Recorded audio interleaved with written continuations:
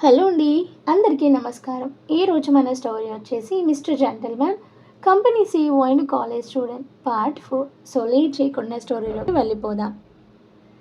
కాలం నెమ్మదిగా ముందుకు సాగుతుంది. చివరికి అంశు తన డిగ్రీని విజయవంతంగా పూర్తి చేసింది. కాలేజీ చివరి రోజు సర్టిఫికేట్ చేతిలో పట్టుకొని నిలబడినప్పుడు తన కష్టానికి ఫలితం దక్కిందన్న సంతోషం ఆమె కళ్ళల్లో కనిపించింది. అయితే ఆమె మనసులో మరో ఉత్సాహం కూడా ఉంది. అదే దేవాంశ్ కంపెనీలో ఇంటర్న్‌షిప్. చదువుకునే రోజుల నుంచి కార్పొరేట్ ప్రపంచం ఎలా ఉంటుందో తెలుసుకోవాలని ఆసక్తి ఉన్న అంశుకి ఇప్పుడు ఆ అవకాశం రావడంతో ఎంతో ఎగ్జైట్మెంట్గా అనిపించింది. మరుసటి రోజు ఉదయం లైట్ బ్లూ కలర్ ఫార్మల్ డ్రెస్లో సిద్ధమై అంశు దేవాంశ్ ఆఫీస్కి చేరుకుంది.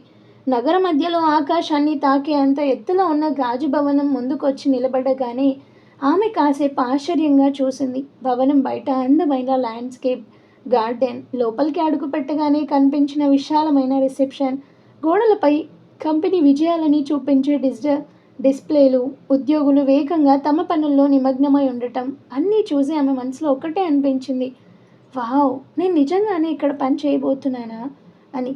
అంతలో దేవాంశ్ అక్కడికి వచ్చాడు. బ్లాక్ సూట్లో కాన్ఫిడెంట్గా నడుచుకుంటూ వస్తున్న అతన్ని చూసి అంశు కాసేపు అతని వైపు చూస్తూ ఉండిపోయింది. ఏంటి మేడం, ఆఫీస్ చూసి షాక్ అయ్యారా అని దేవాంశ్ చిరునవ్వుతో అడిగాడు. షాక్ కాదు, నిజం చెప్పాలంటే ఇంప్రెస్ అయ్యాను. నేను ఊహించిన దానికంటే చాలా పెద్దగా ఉంది అంది అంశు. ఇది కేవలం బిల్డింగ్ మాత్రమే.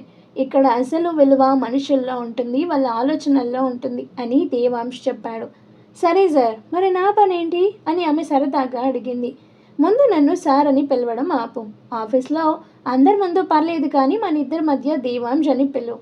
రెండో విషయం, ఈ రోజు నువ్వు కేవలం అబ్జర్వ్ చేయాలి. ఎవరు ఎలా పని చేస్తారు, టీం ఎలా కమ్యూనికేట్ చేస్తుంది, ప్రాజెక్ట్ ఎలా హ్యాండిల్ చేస్తారు అన్నది అర్థం చేసుకో అని చెప్పాడు.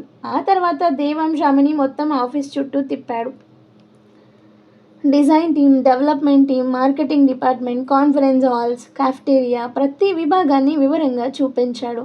ప్రతి ఉద్యోగి దేవాంశ్ని ఎంతో గౌరవంగా పలకరించడం చూసి అంశు ఆశ్చర్యపోయింది.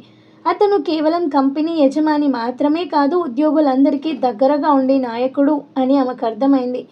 మధ్యాహ్నం ఒక ప్రాజెక్టు మీటింగ్లో కూడా అంశు పాల్గొంది. అక్కడ దేవాంశ్ క్లయింట్స్తో మాట్లాడే తీరు, సమస్యలని విశ్లేషించే విధానం, టీంకి సూచనలు ఇచ్చే విధానం అన్నీ ఆమెని ఆకట్టుకున్నాయి. కాలేజ్లో పుస్తకాలలో చదివిన లీడర్షిప్ అంటే ఇదేనేమో అనిపించింది. లంచ్ టైంలో కెఫ్టేరియాలో ఇద్దరూ కలిసి కూర్చున్నారు. మొదటి రోజు ఎలా అనిపిస్తుంది అని దేవాంశ్ అడిగాడు. నిజం చెప్పాలంటే కొంచెం భయం వేసింది, కానీ ఇప్పుడు చాలా కాన్ఫిడెంట్గా ఉంది. ఇక్కడ చాలా నేర్చుకోవచ్చు అనిపిస్తుంది అంది అంశు. అదే కావాలి. ఇంటర్న్షిప్ అంటే కేవలం పని కాదు, నీలో ఉన్న టాలెంట్ని గుర్తించుకోవడం కూడా అని దేవాంశ్ చెప్పాడు. ఆ మాటలు విన్న అంశు మనసులో తెలియని ఆనందం కలిగింది. అతను తనని నమ్ముతున్నాడనే భావన ఆమెకి మరింత ఉత్సాహాన్ని ఇచ్చింది. సాయంత్రానికి చిన్న చిన్న టాస్కులు పూర్తి చేస్తూ, కొత్త సాఫ్ట్వేర్లు నేర్చుకుంటూ, టీం సభ్యులతో పరిచయాలు పెంచుకుంటూ ఆమె రోజు గడిచిపోయింది. మొదట్లో భయంగా అనిపించిన ఆఫీస్ వాతావరణం రోజు చివరికి ఎంతో స్నేహపూర్వకంగా అనిపించింది. ఇంటికి బయలుదేరే ముందు తన డెస్క్ దగ్గర నిలబడి ఆఫీస్ అంతా ఒక్కసారి చూసింది. ఆమె పెదవులపై చిన్న చిరునవ్వు మెరిసింది. ఇది కేవలం నా ఇంటర్న్షిప్ మొదటి రోజు కాదు, నా జీవితంలో ఒక కొత్త అధ్యాయం మొదలైన రోజు అని. సాయంత్రం ఆఫీస్ పని ముగిసిన తర్వాత అందరూ ఒక్కొక్కరిగా ఇంటికి బయలుదేరుతున్నారు. అంశు కూడా తన డెస్క్ని సర్దుకొని బయటికి వచ్చింది. అప్పటికే దేవాంశ్ పార్కింగ్ ఏరియా దగ్గర నిలబడి ఉన్నాడు. అంశు, మొదటి రోజు బాగానే పూర్తయింది కదా అని అడిగాడు. అవును, చాలా బాగుంది. మొదట కొంచెం టెన్షన్గా అనిపించింది, కానీ తర్వాత అంతా ఓకే అయిపోయింది అంది ఆమె చిరునవ్వుతో. గుడ్, మరి రేపు ఉదయం 9 గంటలకి రావాలి. రేపటి నుంచి కొంచెం ప్రాక్టికల్ వర్క్ కూడా ఉంటుంది. ఇంకా ఒక చిన్న ప్రాజెక్ట్లో నేను ఇన్వాల్వ్ చేస్తాను అని చెప్పాడు దేవాంశ్. సరే అంది అంశు. పద, నేను డ్రాప్ చేస్తాను అన్నాడు దేవాంశ్ కార్ తాళాలు తీసుకుంటూ. అంశు వెంటనే తలూపింది. వద్దు, నేను వెళ్ళిపోతాను.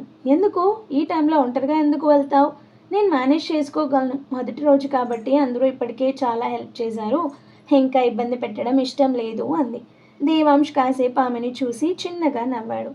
సరే మేడం, కానీ ఇంటికి చేరాక ఒక మెసేజ్ పెట్టు అని దేవాంశ్ అనగానే సరే సార్ అని చెప్పి మళ్ళీ నవ్వింది. మళ్ళీ సార్ అంటున్నావు? అలవాటు పోవడానికి టైం పడుతుంది దేవాంశ్ గారు అంది ఆట పట్టేస్తూ. ఇద్దరూ నవ్వుకున్నారు. ఆ తర్వాత అంశు అక్కడి నుంచి బయలుదేరింది. ఇంటికి చేరుకున్న వెంటనే జానకి తలుపు తీసింది. ఏమైందమ్మా, మొదటి రోజు ఎలా జరిగింది అని ఆసక్తిగా అడిగింది. అంతే, అంచు ఉత్సాహంగా లోపలికి వెళ్ళి సోఫాలో కూర్చుంది. అమ్మా, ఆఫీస్ చాలా పెద్దగా ఉంది. నేను ఊహించిన దానికంటే ఇంకా బాగుంది. అందరూ చాలా ఫ్రెండ్లీగా మాట్లాడారు. మీటింగ్స్ కూడా అటెండ్ అయ్యాను. దేవాంశ్ అన్నీ వివరంగా చూపించాడు. హాల్లో కూర్చున్న రాఘవరావు కూడా ఆమె మాటలు వింటూ సంతోషంగా నవ్వాడు. అంటే మొదటి రోజు సక్సెస్ అన్నమాట అన్నాడు. చాలా సక్సెస్ నాన్న. అక్కడ పనిచేసే వాళ్ళందరూ ఎంత ప్రొఫెషనల్గా ఉంటారో తెలుసా? చాలా కొత్త విషయాలు నేర్చుకున్నాను అంది అంశు కళ్ళల్లో మెరుపుతో. జానకి ప్రేమగా ఆమె తల నిమిరింది. నిన్నిలా సంతోషంగా చూడడం నాకు చాలమ్మా. అవును, నువ్వెప్పుడు ఇలాగే నీకు నచ్చిన పని చేస్తూ ముందుకు వెళ్తే చాలు అని రాఘవరావు అన్నాడు. వాళ్ళ మాటలు విన్న అంశు మనసు నిండిపోయింది. తన ఆనందాన్ని చూసి వాళ్ళంతా సంతోషపడడం ఆమెకి మరింత ఉత్సాహాన్ని ఇచ్చింది. సాయంత్రం సమయం. ఇంట్లో అందరూ హాల్లో కూర్చుని మాట్లాడుకుంటున్నారు. అంశు తన ఇంటర్న్షిప్ గురించి చెబుతూ ఉండగా బయట బైక్ శబ్దం వినిపించింది. జానకి కిటికీలో నుంచి చూసి చిరునవ్వు నవ్వింది. అయ్యో, వచ్చేసారు ఇద్దరు. కొద్దిసేపటికి తలుపు తెరుచుకొని లోపలికి అంశు అన్నయ్య వివేక్, అతనితో పాటు అర్జున్ లోపలికి వచ్చారు. ఇద్దరూ నవ్వుకుంటూ ఏదో మాట్లాడుకుంటూ లోపలికి అడుగు పెట్టారు. ఆంటీ మమ్మల్ని మర్చిపోయారా ఏంటి అని అర్జున్ సరదాగా అడిగాడు. మిమ్మల్ని మర్చిపోవడం అంత ఈజీ కాదు బాబు అని జానకి నవ్వింది. అయితే వెంటనే ఆమె ముఖం కొంచెం సీరియస్ అయింది. మొన్న వచ్చి వెళ్ళిపోయావు, ఆ తర్వాత కనీసం ఒక్కసారి కూడా కనిపించలేదు. ఎక్కడికి వెళ్ళావు అని అడిగింది. ఆంటీ కొంచెం పని ఉండింది, రాలేదా ఆంటీ అన్నాడు అర్జున్. అదే మంచిది అని రాఘవరావు కూడా నవ్వుతూ అన్నాడు. అంతలో అర్జున్ చూపు ఎదురుగా కూర్చున్న అంశు మీద పడింది. ఒక్క క్షణం అతని చూపు అక్కడే ఆగిపోయింది. తెల్లటి కాటన్ కుర్తాలో చేతిలో కాఫీ కప్పుతూ కూర్చున్న అంశు అతని జ్ఞాపకాలలో ఉన్న ఆ చిన్న అమ్మాయి కాదు. కాలేజీ పూర్తి చేసి తన కెరీర్ వైపు అడుగులు వేస్తున్న ఆత్మవిశ్వాసం గల యువతి. ఆమె నవ్వినప్పుడు కళ్ళల్లో కనిపించే మెరుపు, మాట్లాడేటప్పుడు చేతులతో చేసే చిన్న చిన్న హావభావాలు, అందరితో కలిసిపోయే స్వభావం, ఇవన్నీ అతని దృష్టిని ఆకర్షించాయి. ఏంటన్నయ్య అర్జున్ అలా చూస్తున్నారు అని అంశు అడిగింది. అర్జున్ ఈ లోకంలోకి వచ్చినట్టు అయ్యాడు. ఏం లేదు, నిజంగా చెప్పాలంటే నువ్వు చాలా మారిపోయావు. మారిపోవాలిగా, ఇంకా స్కూల్కే వెళ్తున్నట్టు కనిపిస్తే బాగుంటుందా అని నవ్వింది. అది కాదు, నీలో ఒక కొత్త కాన్ఫిడెన్స్ కనిపిస్తుంది అంటాడు. అంశు ముఖంలో చిన్న చిరునవ్వు మెరిసింది. అది ఇంటర్న్షిప్ ఎఫెక్ట్ అయి ఉంటుంది. అవునా? మరి మొదటి రోజు ఎలా జరిగింది అని అర్జున్ ఆసక్తిగా అడిగాడు.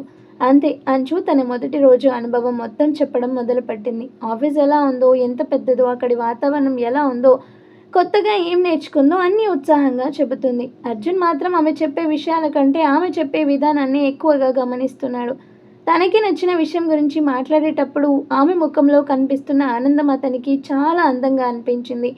అప్పుడే బయట నుంచి ఒక గొంతు వినిపించింది. అంశు ఎక్కడున్నావు అంది మేఘ.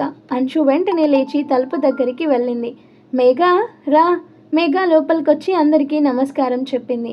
ఏంటి, నువ్వు ఆఫీస్కి వెళ్ళి పెద్ద బిజినెస్ ఉమెన్ అయిపోయావని విన్నాను. అందుకే దర్శనం చేసుకోవడానికి వచ్చాను అంది.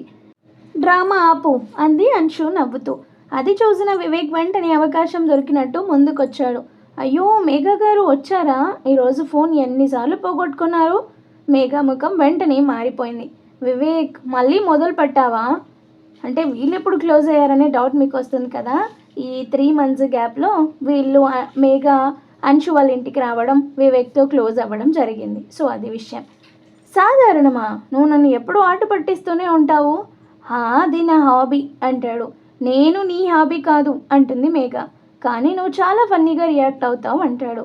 అంతే, హాల్లో ఉన్న అందరూ నవ్వేశారు. మేఘ కోపంగా అంశు దగ్గరకు వచ్చి నిలబడింది. చూసావా, నేను వచ్చిన 5 నిమిషాల్లోనే మొదలు పెట్టాడు అంటుంది. ఏం చేశాడు అని అంశు నవ్వు ఆపుకుంటూ అడిగింది. ఎప్పటిలాగే నన్ను ఆట పట్టేస్తున్నాడు అనగానే, ఎందుకంటే నువ్వు చాలా ఈజీ టార్గెట్ అని వివేక్ మళ్ళీ అన్నాడు. అంశు, నీ అన్నయ్యని కంట్రోల్ చేయి అని మేఘ అనగానే, నేను చేయలేను, చిన్నప్పటి నుంచి ట్రై చేస్తున్నాం, ఫలితం లేదు అంది అంశు. అది విని అర్జున్ కూడా గట్టిగా నవ్వేశాడు. అంటే వివేక్ని మార్చడం అసాధ్యం అన్నమాట అనగానే, ఖచ్చితంగా అని మేఘ నాటకీయంగా చెప్పింది. అందరూ నవ్వుతుండగా మేఘ కోపం నటిస్తూ సోఫాలో కూర్చుంది. కానీ ఆమె కళ్ళల్లో కూడా నవ్వే కనిపిస్తుంది. ఆ సందడిలో, ఆ నవ్వుల్లో, ఆ కుటుంబపు ఆప్యాయతలో సాయంత్రం ఎంతో హాయిగా గడిచిపోయింది. కానీ ఆ క్షణంలో ఎవరూ గమనించిన విషయం ఒకటి ఉంది. అర్జున్ చూపు అప్పుడప్పుడు అంశు వైపే వెళ్తుంది. ఆమె నవ్వుతున్న తీరు, మాట్లాడే విధానం, అందరినీ తన చుట్టూ కలుపుకొని వెళ్ళే స్వభావం అతని మనసులో ఏదో కొత్త భావనకి నాంది పలుకుతుంది. అయితే అంశు మాత్రం ఆ విషయం ఏమాత్రం గమనించకుండా తన కొత్త జీవిత ప్రయాణం గురించి కలలు కంటూ ఉంది. హాల్లో అందరూ నవ్వుకుంటూ మాట్లాడుకుంటుండగా అర్జున్ మనసులో మాత్రం ఒక చిన్న కోరిక తిరుగుతుంది. ఇన్ని రోజుల తర్వాత అంశుతో కాస్త ప్రశాంతంగా కూర్చొని మాట్లాడాలని అనిపించింది. చిన్నప్పుడు తన వెనకాల తిరిగే ఆ అల్లరి అమ్మాయి ఇప్పుడు ఎంత మారిపోయిందో తెలుసుకోవాలని, ఆమె ఆలోచనలు, కలలు, జీవితంపై ఆమె అభిప్రాయాలు వినాలని అనిపించింది. కానీ అతను ఆలోచించే లోపే మేఘ అంశుని చేతి పట్టుకొని పైకి ఆమె రూమ్కి తీసుకెళ్ళింది. రా, కింద అందరి మధ్య మాట్లాడలేను, చాలా విషయాలు చెప్పాలి అంది. అంత సీక్రెటా అని అంశు నవ్వింది. చాలా సీక్రెట్ అని మేఘ డ్రామాటిక్గా చెప్పింది. ఇద్దరు రూమ్లోకి వెళ్ళిపోయారు. అర్జున్ కాసేపు వాళ్ళు వెళ్ళిన వైపు చూసి నిలబడ్డాడు. తర్వాత తనలో తానే చిన్నగా నవ్వుకున్నాడు. ఏమో ఇంకోసారి మాట్లాడొచ్చులే అనుకున్నాడు. రూమ్లోకి వెళ్ళిన తర్వాత అంశు బెడ్ మీద కూర్చుంది. సరే మేడం, ఇప్పుడు చెప్పు, నీ ఎంగేజ్మెంట్ కథ ఏంటి అని అడిగింది. మేఘ కొన్ని రోజులు పెళ్లి చూపులు క్యాన్సిల్ చేసి చివరిగా వాళ్ళ తల్లిదండ్రుల కోసమని పెళ్లికి ఒప్పుకుంది. ఆ ఎంగేజ్మెంట్ జరిగిన రోజు సిచ్యువేషన్ ఇదే. మేఘ ఒక్కసారిగా నిట్టూర్చింది. అది ఒక పెద్ద సినిమా కథ. అంత పెద్దదా? అవును. ఇంట్లో వాళ్ళు చూసిన అబ్బాయి మంచి కుటుంబం, మంచి ఉద్యోగం, మంచి బ్యాక్గ్రౌండ్ అని అందరూ చెప్పారు. మొదట నేను కూడా ఏమనలేదు. కానీ ఎంగేజ్మెంట్ దగ్గర పడే కొద్దీ నాకు ఏదో తప్పు చేస్తున్నాననే ఫీలింగ్ రావడం మొదలైంది. అంశు శ్రద్ధగా వింటుంది. ఎందుకంటే అది నా నిర్ణయం కాదు. అందరూ సంతోషంగా ఉన్నారు, కానీ నేను మాత్రం నన్ను నేనే కోల్పోతున్నట్టు అనిపించింది.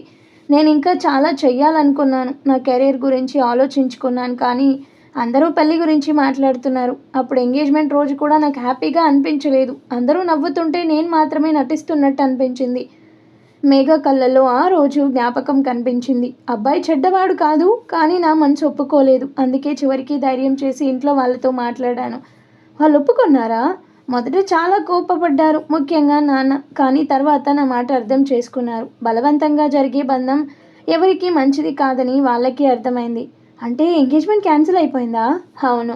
అంశు మేఘ చేతిని పట్టుకుంది. నువ్వు చాలా ధైర్యంగా చేశావు అనగానే మేఘ చిన్నగా నవ్వింది. నిజం చెప్పాలంటే చాలా భయపడ్డాను, కానీ ఇప్పుడు చాలా హ్యాపీగా ఉన్నాను. ఇద్దరూ ఇంకా చాలాసేపు కాలేజ్ జ్ఞాపకాలు, భవిష్యత్తు ప్లాన్స్ గురించి మాట్లాడుకుంటూ గడిపారు. కింద హాల్లో ఉన్న అర్జున్ మాత్రం వాళ్ళు బయటికి వస్తారేమో అని కాసేపు ఎదురు చూశాడు. కానీ సమయం అవుతుండడంతో చివరికి వెళ్ళాలని నిర్ణయించుకున్నాడు. ఆంటీ, నేను బయలుదేరుతాను అన్నాడు. ఇంత త్వరగా? రేపు కొంచెం పని ఉంది. జానకి రాఘవరావుల్ని పలకరించి వివేక్తో కాసేపు మాట్లాడి అర్జున్ బయటకు వెళ్ళిపోయాడు. మెట్లు దిగుతుండగా ఒక్కసారి పై అంతస్తు వైపు చూశాడు. ఇంకోసారి మాట్లాడుకుందాం అంశు అని మనసులో అనుకొని వెళ్ళిపోయాడు. కొంతసేపటి తర్వాత వివేక్ కూడా పైకి అంశు రూమ్కి వచ్చాడు. తలుపు తెరవగానే మేఘ కనిపించింది. అయ్యో, ఇంకా ఇక్కడే ఉన్నావా అన్నాడు. మేఘ వెంటనే కళ్ళని చిన్నవి చేసింది. ఏంటన్నమాట? నువ్వు వెళ్ళిపోయావు అనుకున్నా అంటాడు. నేను వెళ్ళిపోయినా నీకేమైనా బహుమతి ఇస్తారా అని మేఘ అనగానే శాంతి దొరుకుతుంది అంటాడు. వివేక్ అనగానే అంశు గట్టిగా నవ్వేసింది. అన్నయ్య, నువ్వు మేఘాని ఆట పట్టించకుండా ఒక్కరోజు ఉండలేవా? లేదు అంటాడు. ఎందుకు? అది నా జన్మ హక్కు. నీ జన్మ హక్కు కాదు, నా బ్యాడ్ లక్ అని మేఘ మొహం చిట్లించింది. ముగ్గురు నవ్వుకున్నారు. అప్పుడే అంశు చుట్టూ చూసింది. అన్నయ్య, బిందు అక్క ఎక్కడా అని అడిగింది. బిందా? అవును, కింద కనిపించలేదు కానీ వివేక్ ఒక్కసారిగా ఆలోచించాడు. అరే నిజమే, కొద్దిసేపటి క్రితం వరకు హాల్లోనే ఉంది. అయితే ఇప్పుడెక్కడికి వెళ్ళింది? నాకు తెలియదు అనగానే మేఘ కూడా ఆశ్చర్యంగా చూసింది. నేను కిందికి వస్తున్నప్పుడు కూడా కనిపించలేదు. అంశు కనుబొమ్మలు ముడిచింది. విచిత్రంగా ఉంది. ఎవరికి చెప్పకుండా ఎక్కడికి వెళ్తుంది? వివేక్ కిటికీ దగ్గరికి వెళ్ళి బయట చూశాడు. ఫోన్ కూడా ఇక్కడే ఉందేమో చూద్దామని అనుకుంటాడు. చూస్తే ఫోన్ లేదు. కాల్ చేశాడు, బట్ లిఫ్ట్ చేయలేదు. ఎక్కడికి వెళ్ళిందో? అమ్మ నీతో ఏమైనా చెప్పిందా అని వివేక్ అడగగానే లేదు నాన్న, ఏం చెప్పలేదు అని అంటుంది. సరేలే, నేను వెళ్ళి చూసి వస్తా అని వివేక్ అనగానే అంశు నేను కూడా వస్తాను అంటుంది. వద్దులే అంశు, నేను వెళ్ళొస్తాను అని బైక్ తీసుకొని వెళ్ళిపోయాడు. మేఘ కూడా ఇంకా నేను వెళ్తాను అంశు, మళ్ళీ కలుద్దాం బాయ్ అని చెప్పి తను కూడా వెళ్ళిపోయింది. ఈ అక్క ఎక్కడికి వెళ్ళిపోయింది? ఈ మధ్య నా దగ్గర చాలా దాస్తుంది. ఏది అడిగినా ఏం లేదు అని మాట దాటేస్తుంది. ఈరోజు ఎలాగైనా సరే ఆ విషయం ఏంటి అనేది బయట పెడతాను రాని అని చెప్పి అంశు కూడా లోపలికి వెళ్ళిపోయింది. మరి ఆ తర్వాత ఏం జరుగుతుంది, ఎలా ఉండబోతుంది అనేది మనం ఇంకా నెక్స్ట్ ఎపిసోడ్లో చూద్దాం. స్టోరీ నచ్చితే లైక్ చేయండి అండ్ అలాగే మన ఛానల్ని కూడా సబ్స్క్రైబ్ చేసుకొని హైప్ ఆప్షన్ని క్లిక్ చేసి పాయింట్స్ ఇవ్వండి. Thank you.